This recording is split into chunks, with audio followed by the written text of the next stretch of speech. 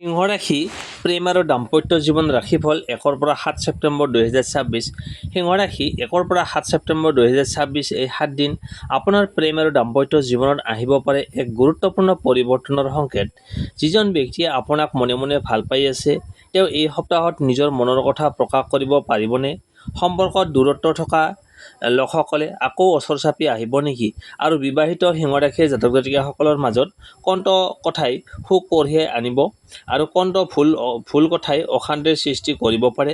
বিশেষকৈ 1, 3 আৰু 6 ছেপ্টেম্বৰ এই তাৰিখকেইটাত আপোনাৰ প্ৰেমৰ বাবে কিয় গুৰুত্বপূৰ্ণ হ'ব পাৰে সেই কথাও এই ভিডিঅ'টোত আমি জানিম। ভিডিঅ'টো শেষলৈকে চাওক, কাৰণ শেষত থাকিব আপোনাৰ প্ৰেম আৰু দাম্পত্য জীৱনত সুখী কৰাৰ এটা বিশেষ পৰামৰ্শ। সিংহ ৰাশি এই সপ্তাহত আপোনাৰ প্ৰতি কোনো ব্যক্তিৰ আকৰ্ষণ বৃদ্ধি পাব পাৰে। বিশেষকৈ আগতে চিনাকি থকা কোনো ব্যক্তি, বন্ধু বা নিয়মিতভাৱে কথা পতা কোনোবাই আপোনাৰ প্ৰতি নিজৰ অনুভূতি প্ৰকাশ কৰা সাহস কৰিব পাৰে। কিন্তু সমস্যাটো হ'ল আপুনি হয়তো তেওঁৰ আচৰণক সহজভাৱে লৈ আছে। তেওঁ আপোনাক বিশেষভাৱে লক্ষ্য কৰিছে, আপোনাৰ খবৰ লৈছে বা সৰু সৰু কথাত আপোনাৰ সৈতে যোগাযোগ কৰাৰ চেষ্টা কৰিছে। এই সংকেতবোৰ উপেক্ষা নকৰিব। মনৰ কথা প্ৰকাশ কৰাৰ সুযোগ আহিব পাৰে, কিন্তু ইয়াৰ বাবে আপোনাৰ ফালৰ পৰাও অলপ ইতিবাচক সঁহাৰিৰ প্ৰয়োজন। আপুনি যদি একেবাৰে ঠাণ্ডা আচৰণ কৰে বা ইচ্ছাকৃতভাৱে দূৰত্ব বজাই ৰাখে তেন্তে আপোনজনেও পিছলৈ আঁতৰি যাব পাৰে। এতিয়া প্ৰেমৰ সম্পৰ্কত থকা সিংহ ৰাশিৰ জাতক জাতিকাসকলৰ কথা কওঁ। এই সপ্তাহত আপোনাৰ সংগীৰ সৈতে গুৰুত্বপূৰ্ণ কথা বতৰা হ'ব পাৰে। বহুদিন ধৰি মনত জমা হৈ থকা কোনো কথা প্ৰকাশ কৰাৰ সুযোগ আহিব পাৰে। আপোনাৰ সংগীয়েও নিজৰ অনুভূতি, আশা বা কোনো অভিযোগ আপোনাৰ আগত প্ৰকাশ কৰিব পাৰে। ইয়াত আপোনাৰ বাবে এটা কথা অতি গুৰুত্বপূৰ্ণ, আগতে শুনিব তাৰ পিছত উত্তৰ দিব, কাৰণ সিংহ ৰাশিৰ আত্মসন্মান শক্তিশালী। কোনোবাই আপোনাক সমালোচনা কৰিলে আপুনি লগে লগে প্ৰতিক্ৰিয়া দেখুৱাব পাৰে, কিন্তু এই সপ্তাহত খঙৰ মুহূৰ্তত কোৱা এটা কঠিন কথাই সম্পৰ্কত অযথা দূৰত্বৰ সৃষ্টি কৰিব পাৰে। বিশেষকৈ তুমি মোক বুজিয়ে নোপোৱা, তোমাৰ বাবে মোৰ কোনো মূল্য নাই, এই ধৰণৰ কথাবোৰ খঙৰ সময়ত কোৱাৰ পৰা বিৰত থাকক। সৰু সমস্যা ডাঙৰ হ'বলৈ নিদিব। এতিয়া অহা দাম্পত্য জীৱনলৈ। বিবাহিত সিংহ ৰাশিৰ জাতক জাতিকাসকলৰ বাবে এই সপ্তাহটো সংগীৰ সৈতে সম্পৰ্ক অধিক মধুৰ কৰাৰ সুযোগ কঢ়িয়াই আনিব পাৰে।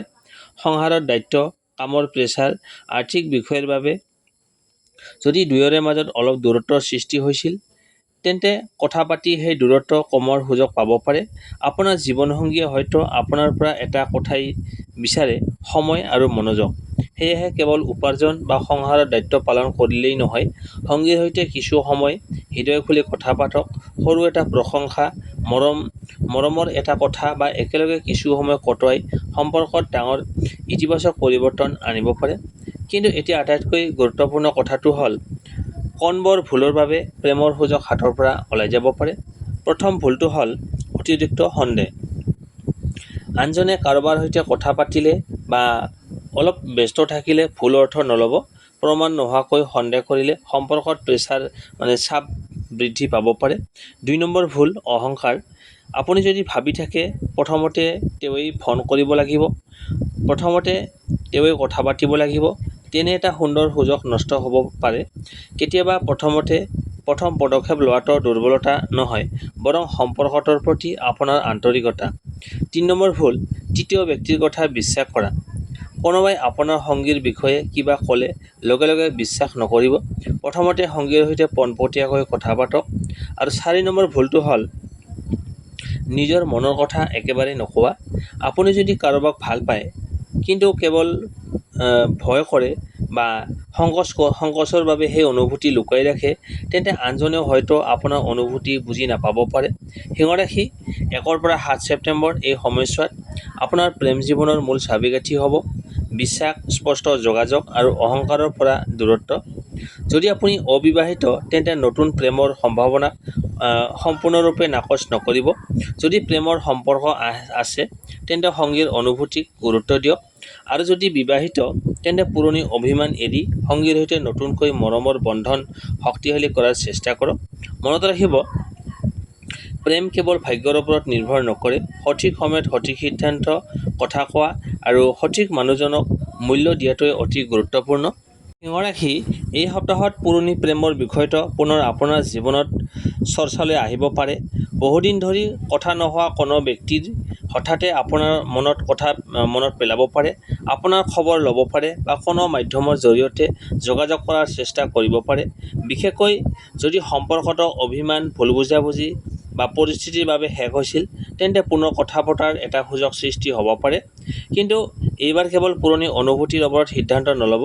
আগতে যি সমস্যাৰ বাবে সম্পৰ্কটো ভাঙিছিল, সেই সমস্যাবোৰ সঁচাকৈ সলনি হৈছে নে নাই সেইটো লক্ষ্য কৰক। পুৰণি প্ৰেমিক-প্ৰেমিকাই মনৰ কথা প্ৰকাশ কৰিব পাৰেনে? সম্ভাৱনা থাকিলেও আপুনি তেওঁলোকৰ আচৰণ লক্ষ্য কৰি আগবাঢ়ক। কেৱল মই তোমাক মিছ কৰোঁ বুলি ক'লেই পুৰণি সম্পৰ্ক পুনৰ আৰম্ভ কৰা সিদ্ধান্ত নল'ব।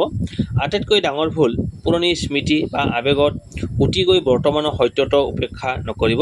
যদি দুয়োপক্ষই সঁচাকৈ সলনি হৈছে আৰু আগৰ ভুলবোৰ স্বীকাৰ কৰিবলৈ সাজু, তেন্তে দ্বিতীয় সুযোগে সম্পৰ্কটোক নতুন ৰূপ দিব পাৰে। এই সপ্তাহৰ মেছেজ, যি প্ৰেম সঁচা সি কেতিয়াও দূৰলৈ গ'লেও পুনৰ কথা পতাৰ এটা দুৱাৰ খুলি ৰাখে। কিন্তু সেই দুৱাৰত প্ৰৱেশ কৰাৰ আগতে হৃদয়ৰ লগতে বুদ্ধিৰ কথাও শুনক। এতিয়া আহিছোঁ শুভ সময়, শুভ ৰং আৰু বিশেষ প্ৰতিকাৰ।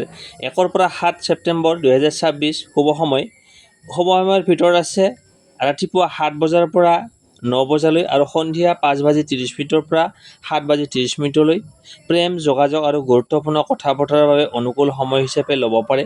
শুভ ৰং সোণালী, কমলা আৰু পাতল হালধীয়া। এই ৰংসমূহ এই সপ্তাহত আত্মবিশ্বাস আৰু ইতিবাচকতাৰ প্ৰতীক হিচাপে ব্যৱহাৰ কৰিব পাৰে। শুভ সংখ্যা 1 আৰু 5। বিশেষ প্ৰতিকাৰ, ৰবিবাৰে বা দেওবাৰে ৰাতিপুৱা সূৰ্যক পানী অৰ্পণ কৰক। ওম সূৰ্যায় নমঃ 11 বাৰ মন্ত্ৰটো জপ কৰিব পাৰে। প্ৰেমৰ ক্ষেত্ৰত অহংকাৰ আৰু খঙৰ পৰা আঁতৰি থাকক।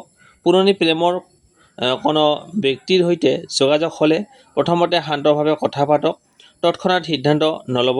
সংগীৰ সন্মান আৰু সময় দিয়ক। এইটোৱে হ'ব এই সপ্তাহৰ আটাইতকৈ ডাঙৰ প্ৰতিকাৰ। সিংহ ৰাশি 1 পৰা 7 ছেপ্টেম্বৰ 2026 এই প্ৰেম আৰু দাম্পত্য জীৱনৰ ভৱিষ্যতবাণী। আপোনাৰ জীৱনৰ সৈতে কিমানখিনি মিলিছে কমেণ্ট কৰি জনাবলৈ নাপাহৰিব। পুৰণি প্ৰেম হওক বা বৰ্তমানৰ সম্পৰ্ক, এই সপ্তাহত অহংকাৰতকৈ ভালপোৱা আৰু সন্দেহতকৈ বিশ্বাসক বেছি গুৰুত্ব দিয়ক। আপোনাৰ জীৱনলৈ যদি কোনো বিশেষ ব্যক্তিৰ পৰা যোগাযোগ বা মনৰ কথা প্ৰকাশ কৰাৰ সুযোগ আহে, তেন্তে শান্তভাৱে সিদ্ধান্ত লওক। ভিডিঅ'টো ভাল লাগিলে এটা লাইক কৰক, আপোনাৰ মানুহজনৰ সৈতে শ্বেয়াৰ কৰক আৰু এনেধৰণৰ ৰাশিফল নিয়মীয়াকৈ পাই থাকিবলৈ চেনেলটো ছাবস্ক্ৰাইব কৰি কাষতে থকা বেল আইকনটো অন কৰি ৰাখিব। আপোনাৰ ৰাশি সিংহ হ'লে কমেণ্টত এটা সিংহ বা ৰেড লাভ দি জনাব। পুনৰ লগ পাম নতুন ৰাশিফলৰ সৈতে। তেতিয়ালৈকে সুখী থাকক, সুস্থ থাকক আৰু আপোনাৰ প্ৰেমৰ সম্পৰ্কত সদায় বিশ্বাস আৰু মৰম অটুট ৰাখক। জয় সূৰ্যদেৱ, ধন্যবাদ।